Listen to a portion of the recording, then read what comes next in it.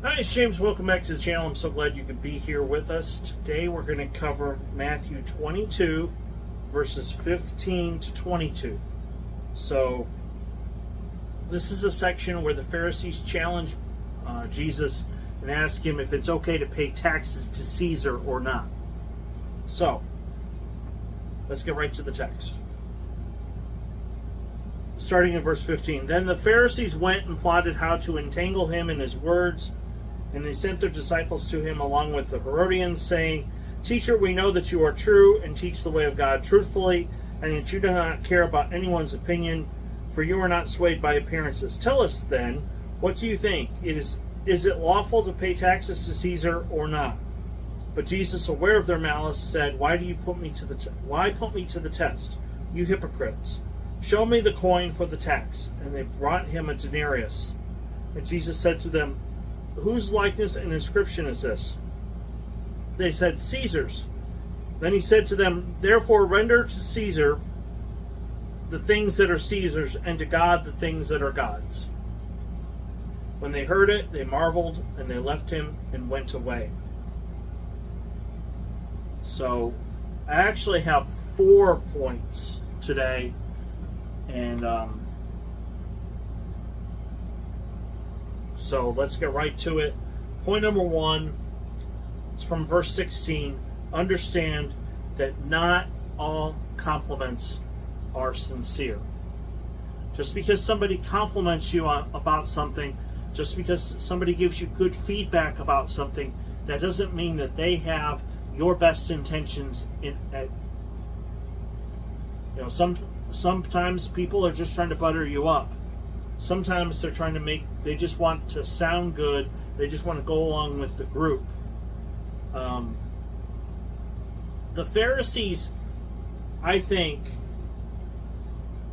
they weren't necessarily trying to butter up to Jesus, but I think they were trying to avoid the crowd getting upset with them.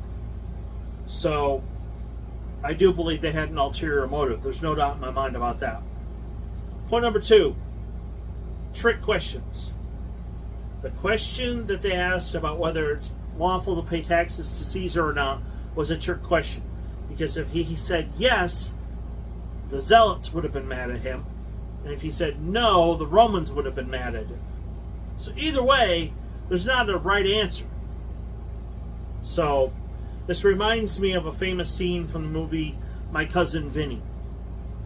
And the prosecutor wants to target the expert witness that Joe Pesci's character brings up there about car engines, and he says something to the effect of 55 Chevy having a 327, and she said that's a trick question. They didn't have it until I think it was 64. But the point is, it was a question that was unanswerable because Chevy didn't put the 327 in that specific model year. That didn't come about until much later. So it was a trick question, and she called him out on it. What Jesus does instead is let me get to point number 3.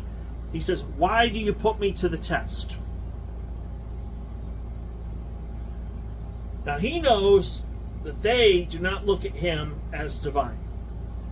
He knows that they think he's just a rabble-rouser, a troublemaker, and that they need to get rid of him. If you compare that to what Jesus said in Matthew 4,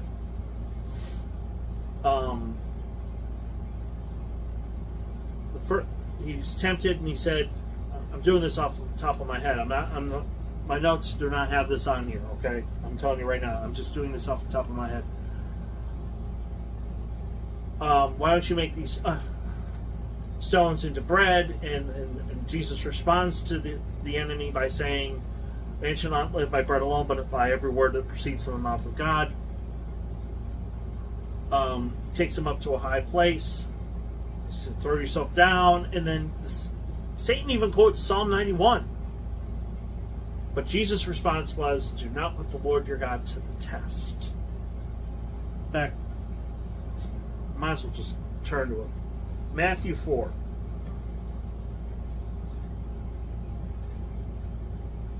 Yeah, the loaves of bread, man shall not live by bread alone, but by every word that comes from the mouth of God. Then he took some to the holy city, to the pinnacle of the temple. If you are the Son of God, throw yourself down. And in verse 7, he says, you shall not put the Lord your God to the test. So, if they really knew who they were talking to, Jesus probably would have responded by saying that, but they didn't. So he changes the question. Point number 4, he says, render unto Caesar the things that are Caesar's, render unto God the things that are God. Jesus changes the question by asking to look at the coin. And here's the thing.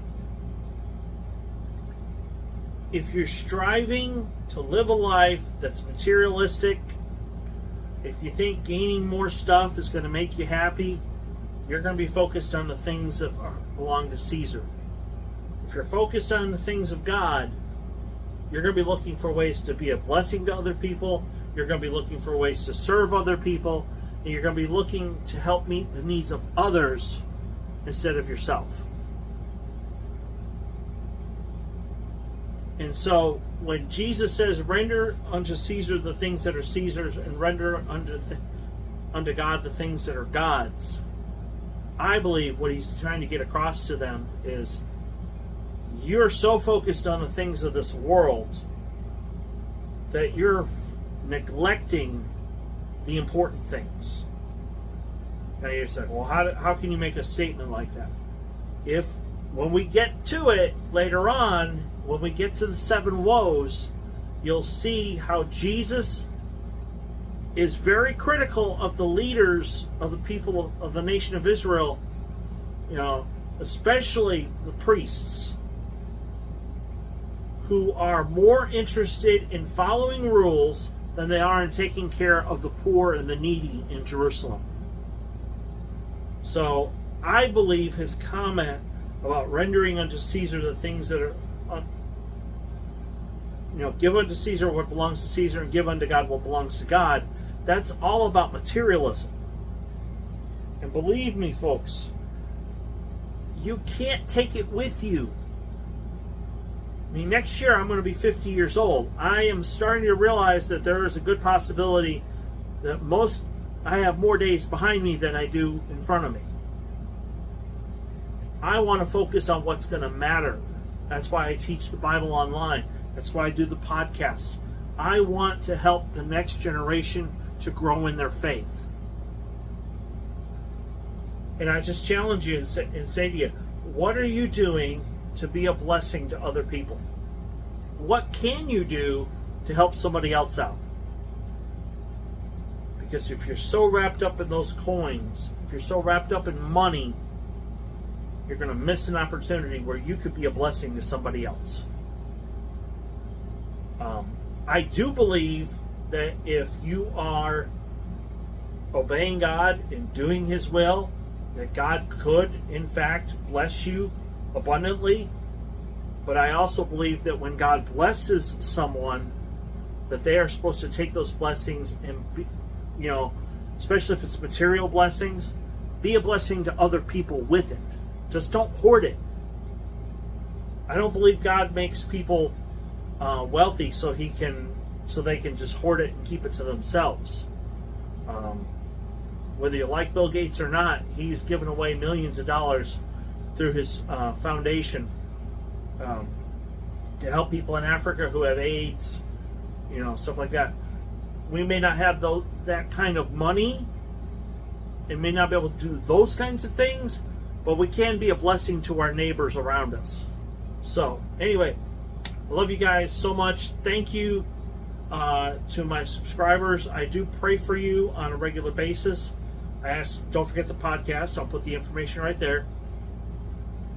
Please pray for this channel. If you're new, please hit like and subscribe. We're almost at 100. The only reason, I have to emphasize this, the only reason I want this channel to grow is because I want to be able to encourage more and more people. So I became a Christian when I was 18. I have made a lot of mistakes along the way. A lot of mistakes. But maybe as we go on this journey together, I can share with you some of the mistakes that I've made and give you some of that wisdom that unfortunately I got it the hard way. But God showed me what, I like to think a couple of years ago I had kind of an Apollos type of experience where I was trying to teach the Word of God and I was trying to do the right thing, but I was wrong in a few areas, and God used certain people to kind of get me on the right path. So, but this channel is all about encouraging Christians to be more and more like Jesus each and every day. So, and I need your help to get this channel to grow. So, hit like and subscribe, please, if you're not a subscriber yet. Just know that I do pray for my subscribers on a daily basis. And maybe share it with some of your friends. There are people out there that used to go to church. I do believe that they're saved.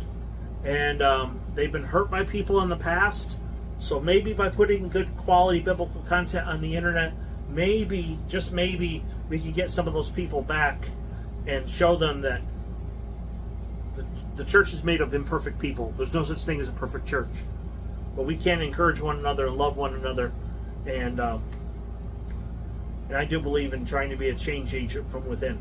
So anyway, love you guys. Have a great weekend. And try to stay cool. It's hot out there. It really is. So until next week, have a great day. Bye.